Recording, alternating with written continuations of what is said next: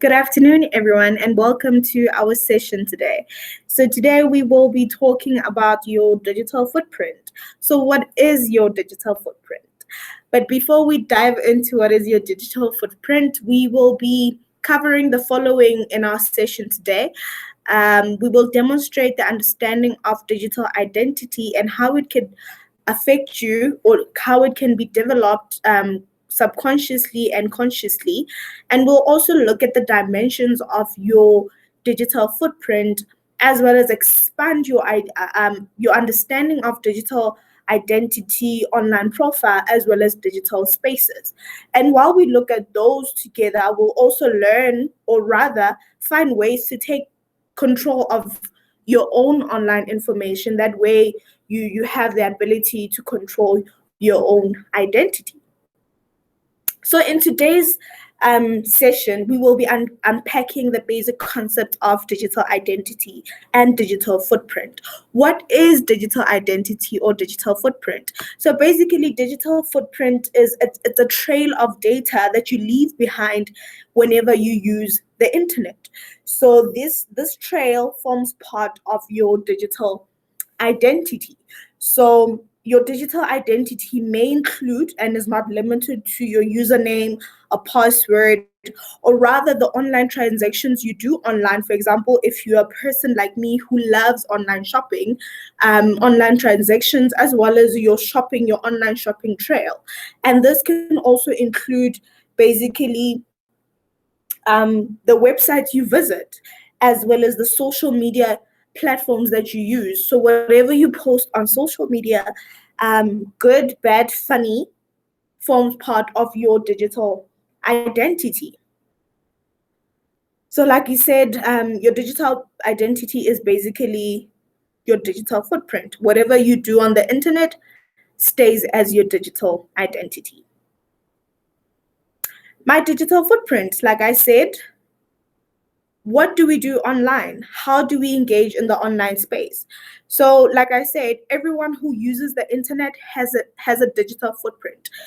Like everywhere you step, there's a footprint left behind. So, understanding your footprint will help you with a good online identity that will have some benefits in terms of understanding, or rather getting opportunities that will develop you or develop your career, or help you in terms of making your business away. So share in the chat box what you do online and how do you engage in these online spaces. So how can digital footprint affect or be left up in our different areas? So basically, there's three areas that are affected in terms of your digital footprint, and these include your personal life, your learning, as well as work. How does it basically affect your personal life? So this can be, like I said, online shopping. If you're a person that likes shopping online instead of going to stores, you're leaving a digital footprint there. If you're one person that likes listening to music, or watching a movie on Netflix, that also leaves a footprint because you're leaving your details there. And if, for example, you have a medical aid, for example, and you log onto your medical aid platform, that's a digital footprint of your health profile, as well as in case you have your medical profile or medical records available online, for example. And how does it affect you in terms of your learning? With learning, it helps you when you are basically doing an online course.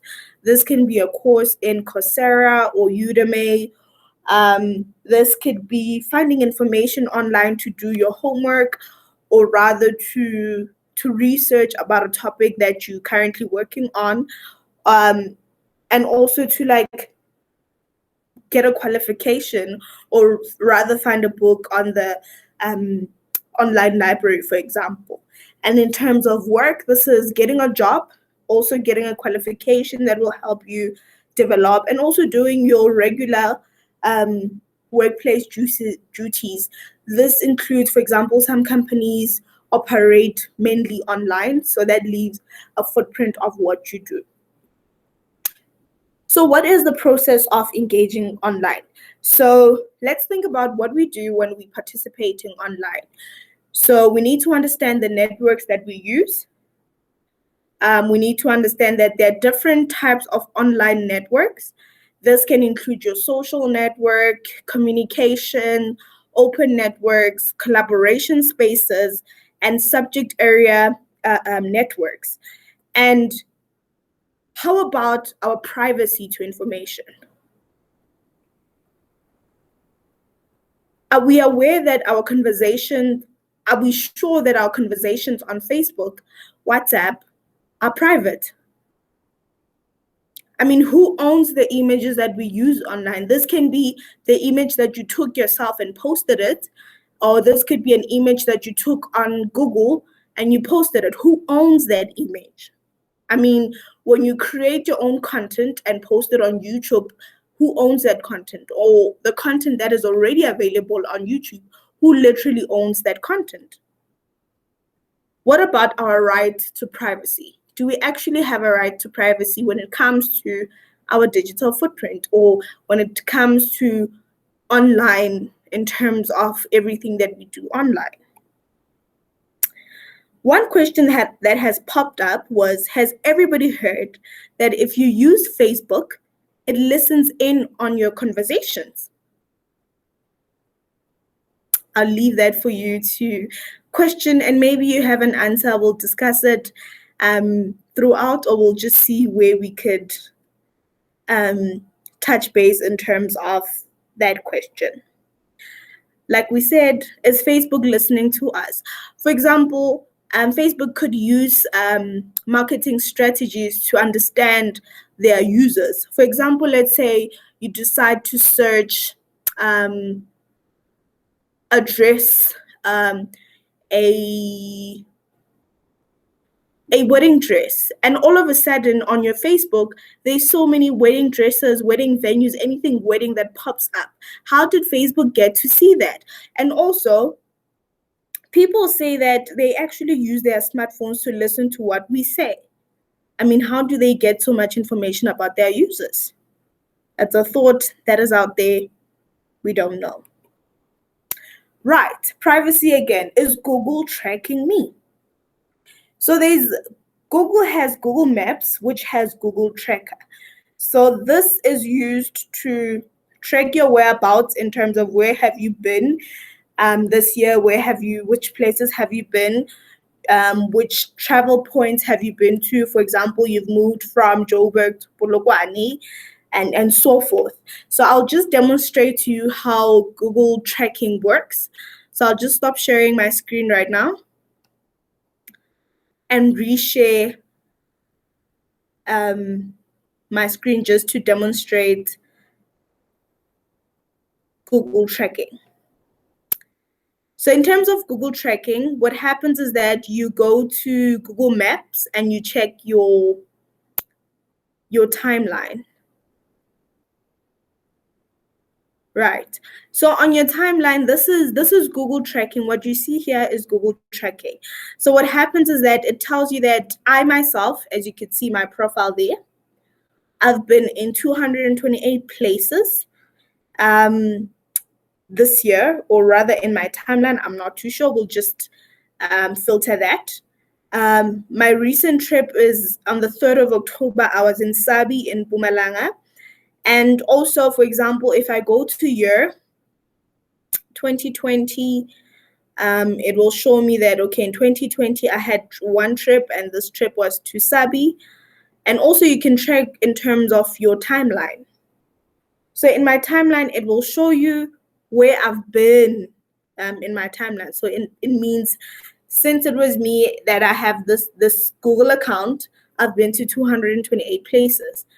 And when you select on those places, it will tell you the name of the place that you were at in Zanin. In Mokopane, it says I was in KFC Mokopane, and so forth. So basically, for example, if I select on my today, for example, it will tell you that I've moved from home to work. And does that make you comfortable as a person? Would you like Google Map, Google tracking to track your whereabouts? If you don't mind, for example, I don't mind because I'd like to see where I've been, but at the same time, for safety reasons or for many reasons, you'd like to switch off your location so that it doesn't track where you have been. So the options that you have in terms of doing that is just switching on your location history, switching off your location history. So you'll go to manage location history to just switch it off so that you don't have access or Google doesn't have access to your location. And then you switch off your location. That way you can either pause or switch it off. For example, I'm okay with my location being there. That way I'm able to be tracked if someone logs into my Google account. But at the same time, this could be my family, this could be someone else that I don't know. Right. So what Google Map or Google Tracking proves is that this also forms part of my digital identity. So what we need to remember is a digital identity is linked to a digital identifier. So the identifier is more of your email address, for example. So hence why I'm able to see this digital footprint because of my email address that I'm logged into, as you can see. Right. So that is how Google is tracking you. And also, like I said, you can turn on, you can turn off your privacy, therefore it does not have access to your location. Right. So like I said, that's how Google tracking works. And then that's how you can switch it on and off. And then also there's Trace My Shadow. Trace My Shadow is an application that also helps you to trace people, your loved one, and so forth. You could try it out when you have some time and see how it works on your own. So now we're gonna reflect and basically analyze your digital footprint. So we're gonna look at how you have been you've been online for a period of time, and you basically choose how long you want to go. But we're not going to do this activities. But one thing we would say is investigate your own digital footprint. So take control. One thing we would ask you to do right now, or when you have time, is Google what Google say about you, actually. So go into Google and type your full names and see what comes up about you. And whatever comes up about you, is it what is portrayed about you? I'll just make an example right now. So I will Google myself. So I will Google Majiye Sefala. And when I Google Majiye Sefala, there isn't really much in terms of Majiye Sefala, but what we see is that my LinkedIn profile pops up, my Facebook profile also pops up. Zomato, which is a restaurant,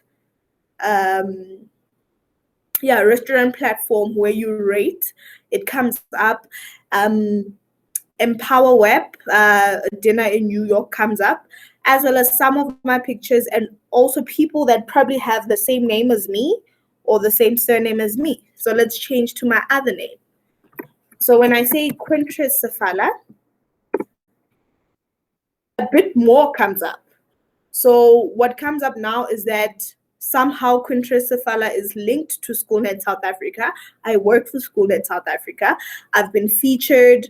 I appear on the Schoolnet South Africa's website.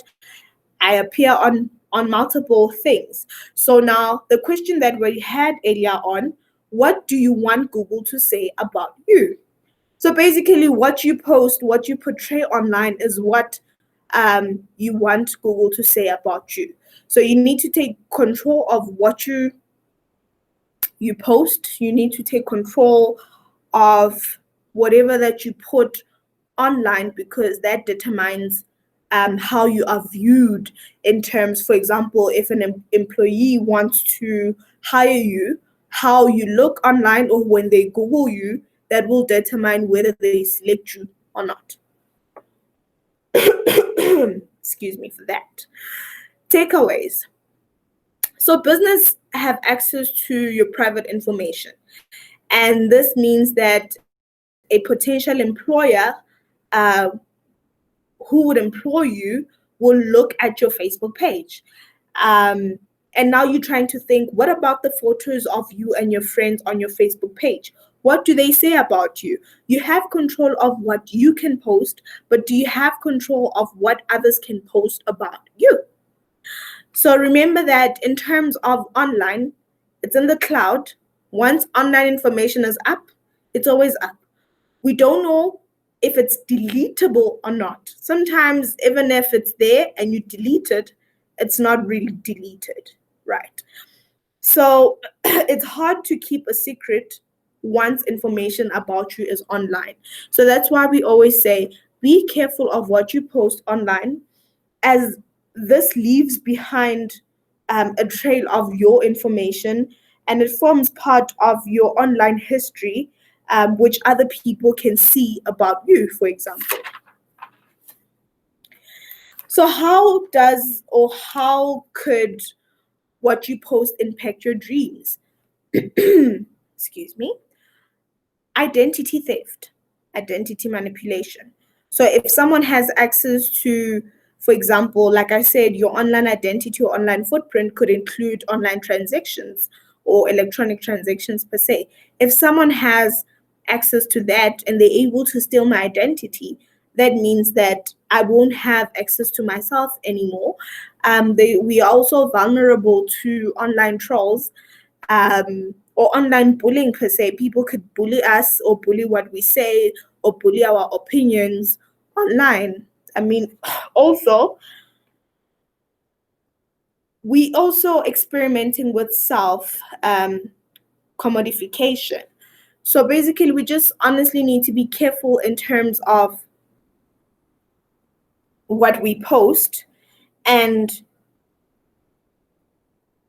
honestly understand that our online history can be seen by other people, and our employers can look into our background, and help decide whether they hire us or not.